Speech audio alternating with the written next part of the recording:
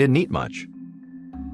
By the time Sanju reached his early 30s, he was in constant pain, and his family desperately wanted him to see a doctor. But he couldn't afford to take time off of work. Although, deep down, he had to admit he was a little scared of what the doctor might find. Sanju wiped the sweat from his eyes and told himself to keep moving. As he shoveled, he overheard another farmhand make a nasty joke about maternity clothes. A few men laughed. People liked to joke that he looked pregnant. Sanju had been relentlessly teased about his so-called pregnancy for years. His neighbors and his old childhood friends would point and laugh at him. He knew he should be used to it by now, but it still upset him. But his belly wasn't just a source of embarrassment for Sanju. The sheer weight of his stomach made even the simplest things like getting up from a chair or bending over very hard to do. Even now, as he pushed himself to keep up with the other men in the field, he could feel his back stiffening and his arms and shoulders aching. By midday, he felt ready to drop from physical exhaustion. The sun beat down on Sanju's head and he could feel his chest tighten. He tried to keep working, but today it was harder to breathe than usual. No matter how deeply he inhaled, he couldn't quite catch his breath. Finally, he dropped his shovel and doubled over, gasping for air. Sanju gathered what little strength he had left and stood up straight. He could feel other farm workers' eyes on him as he gathered his tools and headed home. It was the longest walk of Sanju's life. He felt humiliated and useless, but he was also afraid. He could barely take a breath. By the time he got to the small home he shared with his family, he nearly fell through the front door. The last thing he remembered was falling hard on the tile floor. Sanju's mother was fixing lunch in the kitchen when she heard a noise in the front of the house. She ran into the living room and found her son collapsed on the floor. She grabbed the phone and called an ambulance, then rushed to Sanju's side and knelt down beside him. She tried to roll him over on his back so he could breathe better, but it was very difficult because of his enormous stomach. She muttered every prayer she could think of, straining her ears for the sound of a siren. And finally, in the distance, she heard it. By the time the ambulance pulled up in front of their home, Sanju was barely breathing. The paramedics quickly assessed Sanju's condition. They put an oxygen mask on him, then strapped him to a gurney and loaded him up into an ambulance. Sanju's mother wanted to go with him, but the nearest major hospital was in Mumbai, an 11-hour drive from Nagpur. All she could do was watch as the ambulance sped away with her son.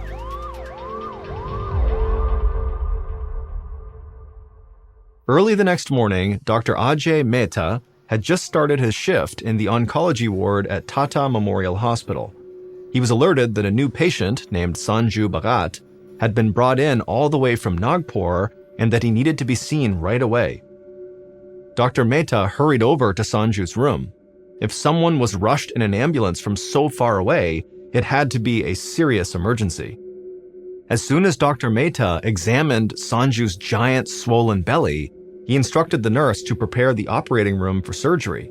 Dr. Mehta was a specialist in tumor removal, and he was certain that Sanju had a massive tumor in his stomach, possibly the biggest one he'd ever seen. The tumor was likely pressing against Sanju's diaphragm, which was why he couldn't breathe. And given how big it was, and Sanju's weakened condition, the tumor had to be removed immediately. While another nurse prepped Sanju for the operation, Dr. Mehta gathered his surgical team and headed to the operating room. As they sterilized their hands and put on clean scrubs, Dr. Mehta warned them that the tumor's sheer size would make this a very challenging operation. There was a risk of damaging the soft tissue in Sanju's stomach, his nerve endings, or blood vessels. In the worst case, the surgery could cause severe internal bleeding or even death. A few minutes later, Sanju was wheeled into the operating room on a gurney. Once he was under anesthesia, Dr. Mehta called for a scalpel.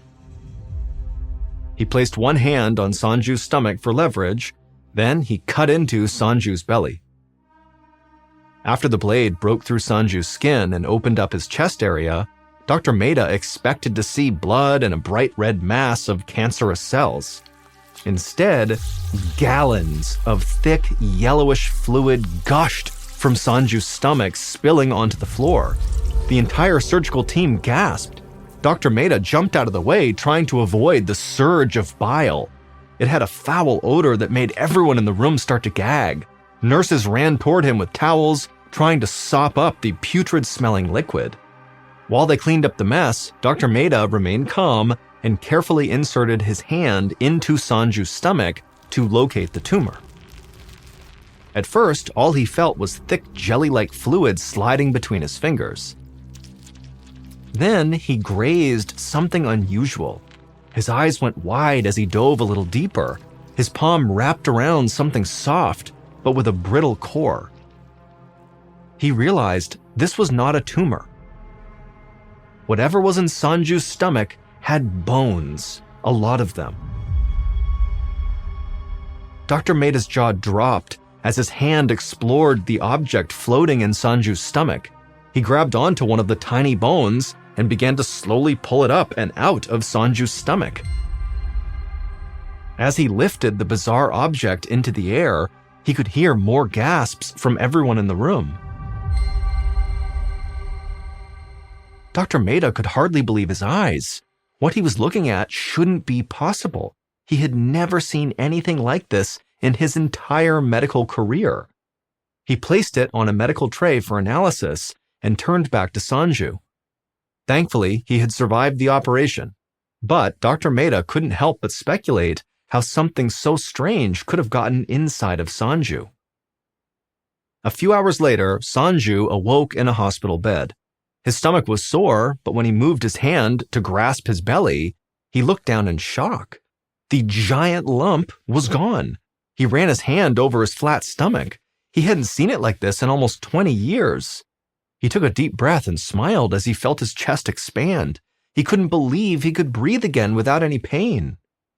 Just then, Dr. Mehta appeared in the doorway to Sanju's room with a very serious look on his face. He confirmed that the surgery was a success, but as Dr. Mehta explained what they had found inside of his body, the smile slowly faded from Sanju's face. The object Dr. Mehta had removed from Sanju's stomach was a ball of pink flesh with a tuft of dark brown hair growing along one side. 2 fully formed feet protruded from either end. In the middle was the beginning of a jawline. But what Dr. Mehta couldn't forget was the fully formed human hand that was attached to this ball of flesh. It was what he had grasped in a gruesome handshake when he lowered his hand into Sanju's stomach. The hand had fingernails protruding from it. The nails were so overgrown they almost looked like tiny claws. A grayish-yellow tube grew out of the center of the fleshy mass, connecting it to Sanju's stomach. Dr. Mehta told Sanju that the surgical staff had witnessed one of the rarest medical conditions on Earth. In a way, Sanju had been pregnant, not for the 16 years that his belly was protruding, but since before he was even born. The hairy, mutated lump he had removed was Sanju's twin. Sanju was a victim of an incredibly rare condition called fetus in fetu, which means fetus in fetus. When Sanju and his twin were first conceived, they started out as identical twins, which is when a single fertilized egg splits into 2 embryos. But something went wrong during that division, and the cells that became Sanju's twin latched onto his embryo. As Sanju developed, his body formed around the twin cells, which in turn fed off his bloodstream. This twin did not have a functional brain or heart, so it wasn't alive in the traditional sense. But as Sanju grew, so did his twin. It fed on the contents of Sanju's stomach like a parasite, using the yellowish tube as an umbilical cord. If Dr. Mehta hadn't eventually removed it from Sanju's stomach, it would have gotten so big that it would have killed Sanju.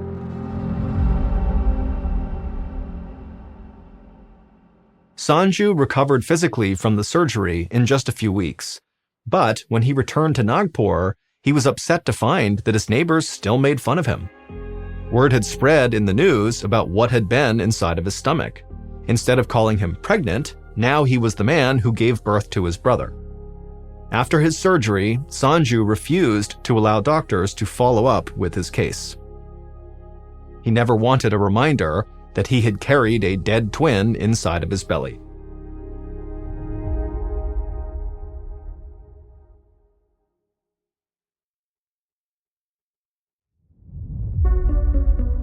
The next and final story is called One by One.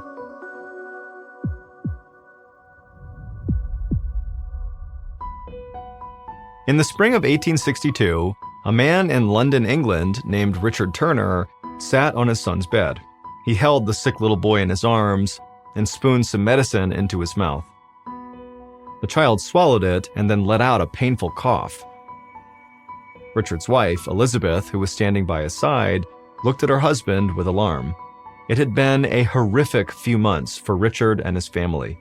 2 of their 4 kids had become ill and died of a deadly disease called diphtheria.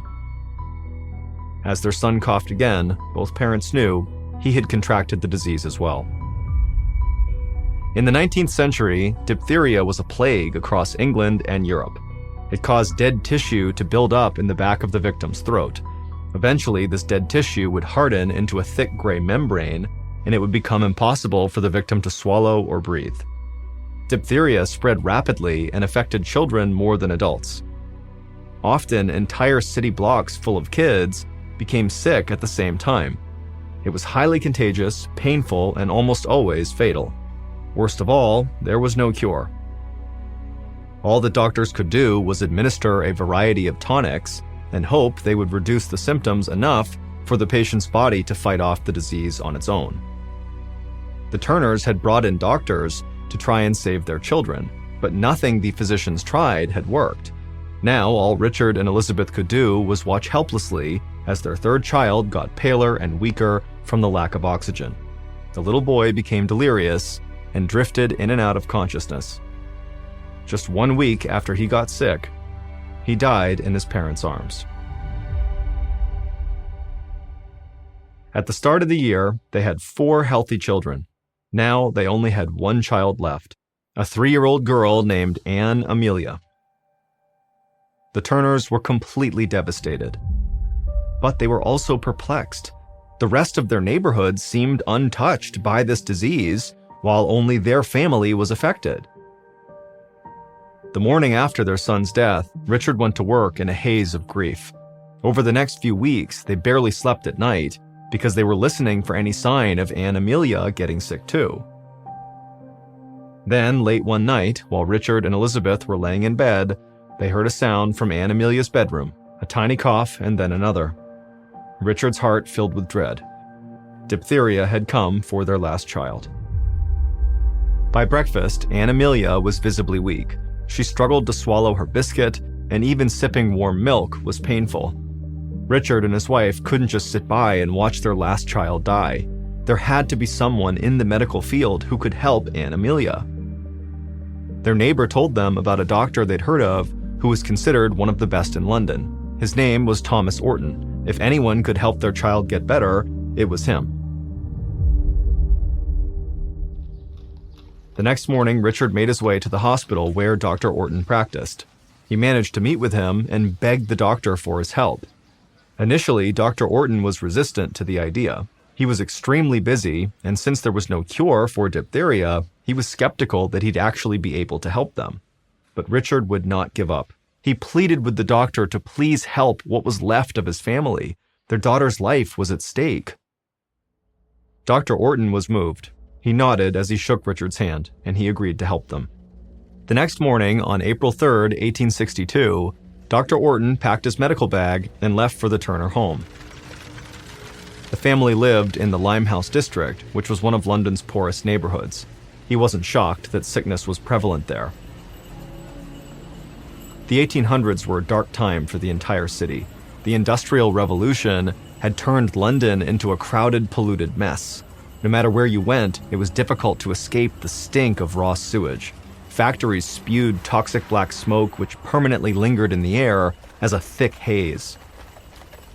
Dr. Orton's carriage sped through the dense crowds, past beggars holding out hands for money, many of whom were children. Across the River Thames, trash and dead fish lined the banks. In the Limehouse neighborhood, conditions were even worse. Dr. Orton placed a handkerchief over his nose and mouth to minimize the foul smell of animal waste and rotten food that seemed to be everywhere. When the carriage finally arrived at the Turners' home, Dr. Orton stepped down onto the narrow sidewalk, then he walked to their door, braced himself, and knocked. Richard Turner opened it, looking exhausted and ashen-faced, but he lit up at the sight of this doctor and welcomed him inside. Once Dr. Orton entered the tiny front parlor, he was pleasantly surprised. The home was like an oasis in this hellish neighborhood. It was clean, warm, and well-kept. The Turners brought him into the children's room. A few toys were scattered about on the floor. Colorful drawings hung on bright green wallpaper, and fresh plants were perched on the dresser. Little Anne Amelia sat slumped on the bed against a pillow, covered in heavy blankets. She barely stirred when they entered. Her head hung to the side and her eyes were glassy. Dr. Orton could hear her struggling to breathe. The doctor opened his leather bag and got to work examining the child. He pulled out a tongue depressor and asked Anne Amelia to open her mouth as wide as she could. When he looked inside to the back of her throat, he was surprised. He couldn't see any signs of a thick gray membrane normally caused by diphtheria. This was unusual, but it also meant that the disease clearly had not progressed as far as he had feared. With treatment, maybe he had time to suppress her symptoms and give her body time to heal itself. He spoon-fed her some opium tincture to ease her discomfort and showed Mrs. Turner how to rub ointment made from coal tar on her daughter's chest. Then he shared his findings with Richard and his wife. He hoped he had gotten to Anne Amelia's symptoms in time before the diphtheria overwhelmed her. Dr. Orton could see relief wash over the parents' faces. Now all they could do was wait. Over the next 2 weeks, Anne Amelia did not improve. Even though Dr. Orton checked in on her and her parents tended to her night and day, she still became even weaker. And just before the end of April, the 3-year-old died. The Turners were destroyed. Their entire family had been wiped out in less than 2 months. Dr. Orton's heart broke for them. He felt frustrated and angry. He couldn't get little Anne Amelia's case out of his head. Something just didn't seem right. The day after Anne Amelia's death, Dr. Orton sat in his office, poring through his notes. He struggled to make sense of what had happened. Every other doctor the Turners had hired had diagnosed the children with diphtheria, and all signs did point to that being the disease they all had. Except Anne Amelia's throat had never developed the thick membrane that normally came with diphtheria. Dr. Orton couldn't shake the feeling that something else had killed her and potentially had killed her siblings. It was a crazy thought, but if it was true, that could explain why no one else in their neighborhood had caught the highly contagious disease. Perhaps what killed the Turner children wasn't contagious after all. Dr. Orton was anxious to get more information from the Turners. So just after Anne Amelia's passing, the doctor returned to their house. Despite their overwhelming grief, the two parents welcomed Dr. Orton inside, and they sat together at the kitchen table. He asked them if anything had changed recently at home. He was curious whether they had eaten any new foods or maybe met new people in the area, but the parents said no, nothing has changed. Then the doctor asked if he could check their water source. At that time, families in the Limehouse district retrieved their water from pumps located on the street. People would have to queue up with buckets or tubs and haul whatever they could back home. The doctor inspected the water, and while it was far from clean, he couldn't imagine that it was the cause of their tragedy. And if it was, he didn't understand why other families weren't afflicted as well. Dr. Orton asked the Turners to think of anything else that might have changed in the last several months, anything. Mr. Turner paused and said the only thing he could think of had happened around Christmas. They had saved enough money to buy the kids some new blankets and toys. They had even redecorated their room. The holiday season had been festive and happy, and their good cheer continued into the new year. But then, in February, everything changed. That was when their oldest child fell sick. It happened so fast, and it seemed to come from nowhere. Since then, their lives had been a nightmare. Dr. Orton listened quietly, frustrated that he couldn't glean any clues from what the Turners were sharing. He thanked them as he got up from the table, and then asked if he might take one more look inside the children's room. Richard and his wife nodded. As he walked through the empty room, everything looked the same. The toys were still on the floor, the bed had the same blankets neatly pulled back. Then the doctor's eyes flickered past the pictures on one side of the wall, and that's when he saw something that he had not noticed before. A few hours later, Dr. Orton was sitting at a table in a dimly lit pub just around the corner from his office. Across the table from him was Dr. Henry Letheby, who was a professor of chemistry and taught at the most prestigious hospital in the country, the London Hospital. As they sipped whiskey, Dr. Orton told him about the diphtheria diagnosis of the Turner children. He described how none of the treatments had improved Anna Amelia's symptoms. Then he described how her throat had never been scarred by the leathery membrane that was so common in diphtheria. Dr. Letheby agreed that a number of things seemed suspicious, but if it wasn't diphtheria, he had no idea what else could have happened. That's when Dr. Orton shared what he had seen in the children's bedroom and why he thought it could explain the tragedy that had fallen on the Turners. Dr. Letheby thought it was a long shot, but he was intrigued by Orton's theory, and he agreed to help him test it. Anna Amelia had not been buried yet, so the next day, Dr. Orton ordered a tissue sample to be taken from her body.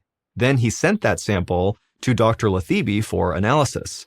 In the meantime, he ran some tests of his own on the unusual thing that he had discovered in the children's bedroom.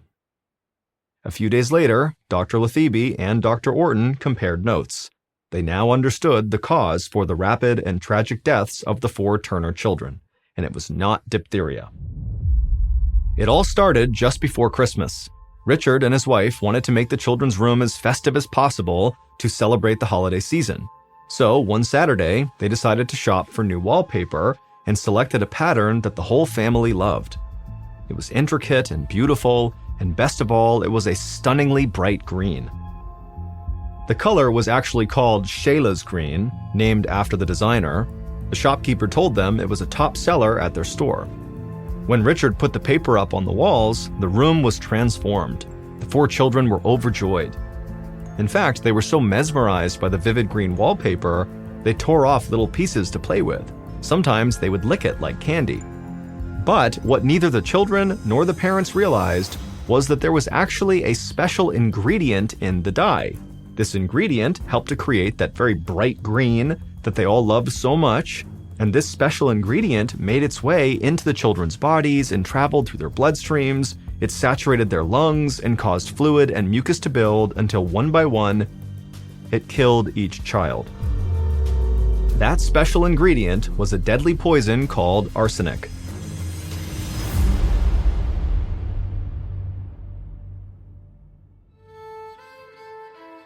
When Dr. Orton had returned to the children's room days before, he noticed that pieces of the wallpaper were missing.